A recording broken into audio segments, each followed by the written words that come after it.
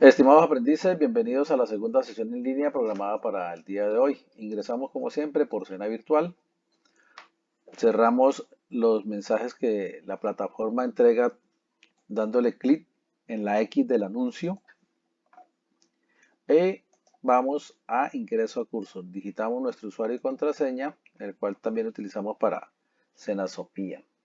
Cerramos igualmente este banner donde aparece la información correspondiente a eh, aún no conoce los simuladores Colab, lo cerramos también dándole X y procedemos entonces a ingresar al programa de formación dándole clic en el nombre. Como siempre, vemos los anuncios. El anuncio tiene que ver con las actividades de la semana 2. Evidencia plan de cobranza. Este ejercicio no es calificable, entonces no tiene enlace para enviar. ¿Listo? Evaluación de servicio de cliente. Preguntas en la plataforma que de una vez estará listo para ser enviado. Y el instructivo, la entrevista, donde a través de un material ustedes tendrán la posibilidad de revisar el tema de desarrollar entrevista. ¿Listo? Como siempre ingresamos a través de contenido del curso. Vamos a contenido del curso, aperturamos proyecto y en proyecto nos dirigimos a la actividad 2 correspondiente a la semana 2. La semana 2 tiene la guía de aprendizaje en la carpeta y descargamos el archivo que nos lleva al enlace para ver el documento. Como habíamos indicado, la guía de aprendizaje tiene tres partes. Vemos la segunda que tiene que ver con el resultado de aprendizaje. La presente semana reconocer los procesos de cobranza y el manejo del cliente teniendo en cuenta las características del crédito. Hay tres preguntas sobre la reflexión inicial. ¿Qué entiende por cobranza? ¿Cuál es la importancia de tener un plan de cobranza y cómo se debe garantizar un buen servicio al cliente en los procesos de cobranza? La primera evidencia, como lo indicábamos, no es calificable, tiene que ver con el plan de cobranza. El proceso de cobranza debe ser considerado como una de las operaciones más importantes de la entidad crediticia. Es por ello que debemos tener en cuenta sus conocimientos previos sobre el tema y abordar el siguiente ejemplo. Usted como cliente de un banco presenta mora en un crédito financiero por más de 180 días. Teniendo este caso como ejemplo, responda, ¿a qué plan de cobranza cree que pertenece el asunto? ¿Y cuáles son las características del plan y sus respectivas obligaciones legales? En ese orden de ideas, recuerden que el plan de cobranza está determinado por las políticas de cada entidad que da crédito a sus clientes. Recuerden que no estamos hablando únicamente de organizaciones financieras, sino de cualquier comerciante que dentro de sus políticas tenga otorgar crédito personal a través de crédito directo por respaldados por un pagaré, una letra, una factura cambiaria o procesos de libranzas que tengan con empresas. La libranza pues es un mecanismo de recaudo de créditos mediante la autorización del empleado, ¿cierto? Ahora con el tema de pandemia pues pueden haber tenido eh, créditos por libranza antes de la pandemia y pues hayan perdido el empleo y hoy encuentren que no hay ingresos para pagar las obligaciones correspondientes a esos electrodomésticos generalmente que no pudieron cancelar en su totalidad. Entonces, ¿a qué plan de cobranza cree pertenece el asunto? Entonces, una cobranza determinada como normal, ¿cierto? Entre los procesos, o una prejurídica o una jurídica, ¿sí? Entonces depende de... sin embargo, generalmente una mora en más de 180 días, los pagarés indican que deberá iniciarse el proceso prejurídico normalmente entre 60 y 90 días de mora. Entonces, podría ser un proceso pre o jurídico, en el cual estaría el cliente en mención. Sobre la evaluación de servicio al cliente, vamos a hacerla directamente desde la plataforma y el instructivo de la entrevista. Entonces, dice, la entrevista es la comunicación directa entre el cobrador y el cliente deudor. ¿Cuál es el propósito? Lograr el cumplimiento de los compromisos que adquirió el deudor desde el momento que recibió el crédito. Es así como la entrevista busca motivar, orientar, asesorar, persuadir y facilitar el pago de la obligación. Ya conocido lo anterior y dando continuidad al papel de asesor, experto en recuperación de cartera y finanzas, elabore un instructivo donde se especifiquen los pasos de la entrevista para un contexto específico, ¿cierto? Identifique cualquier caso que usted considere que se encuentre en mora, indique el estado o la situación en la que se encuentra el deudor según el tipo de mora y a través de un instructivo, un paso a paso, ¿cierto? Debe tener en cuenta para realizar la entrevista de cobranza con ese cliente, siempre basándose en el tipo de mora y en el caso elegido para el desarrollo de la entrevista. Y finalmente, en el instructivo indique cómo mejoraría el proceso de entrevista de cobranza con el deudor y de qué manera esa alternativa ayuda en el proceso de fidelización del cliente. Debe basarse en la lectura del material que se ha entregado en la presente semana. Entonces vamos otra vez a la plataforma Territorium, descargamos el material, abrimos la carpeta, descargamos el material, hay una versión multimedia y una versión descargable. La descargamos y ya vamos a encontrar dentro de la tabla de contenido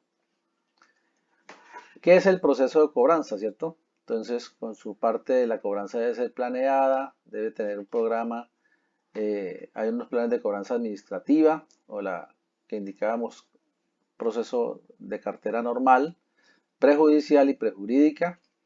La empresa debe tener, como le indicaba, su política de cobranza.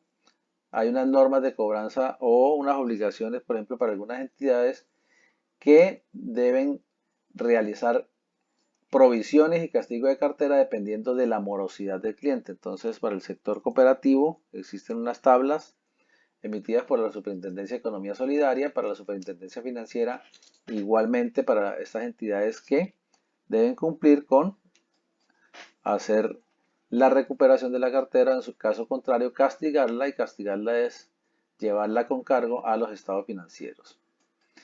¿Cuáles serían esas normas? La estrategia de cobranza, la cobranza de la cartera morosa, el sistema automático para mantener un control de créditos vencidos, las gestiones que realizan agencias externas de abogados, ¿cierto? Y las gestiones de cobro a realizar por la agencia externa. ¿Cómo se pactarían los honorarios respecto al recaudo de esa cartera?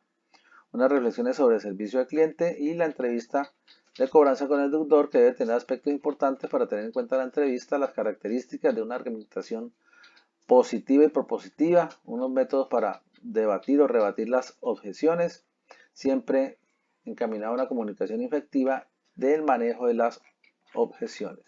Entonces encontramos el material, como le indicaba, la cobranza debe planearse, elaborar los programas de cobranza, hacer la lectura correspondiente y cualquier inquietud que tengan sobre el material y que no hayan un entendimiento para el proceso, lo podrán consultar a través del correo electrónico ancizaraguirre@micena.edu.co o a través del foro de dudas e inquietudes.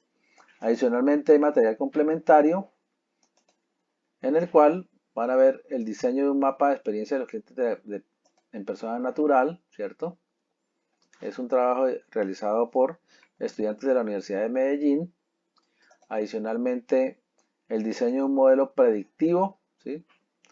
En este caso, Alejandra Benjumea, también de la misma universidad, el sistema financiero colombiano, adicionalmente la gestión efectiva de cobranzas. Este es un documento de Claudio A. Endara, en donde genera 5 llaves del éxito para una gestión de cobranza en términos de las organizaciones. Y las políticas y mecanismos de gestión de cobranza del Banco GNB Sudameris.